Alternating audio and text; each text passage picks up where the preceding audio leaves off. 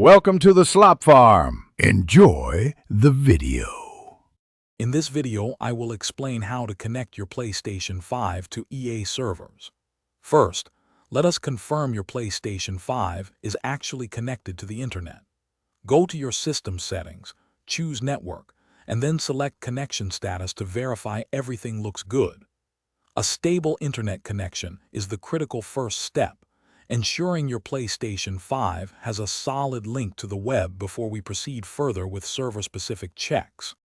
Next, let us verify your EA account status and game updates. Launch your EA game and ensure you are signed into the correct EA account. An incorrect login or an account issue, such as a temporary suspension, can prevent connection.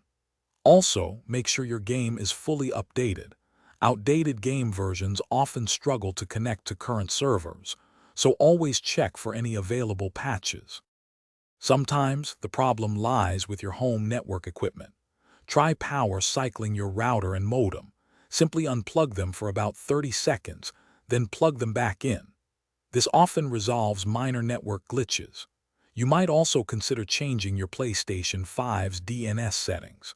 Using public DNS servers, such as Google's 8.8.8.8, can sometimes provide a more stable connection to gaming servers. Your router's firewall might be blocking the connection to EA servers. Access your router's administration page, usually through a web browser, and check the firewall settings. If the issue persists, you may need to set up port forwarding. This involves opening specific ports on your router that EA games use.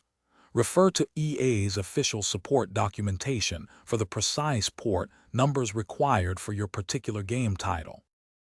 Thanks for watching. Consider subscribing if we helped you today.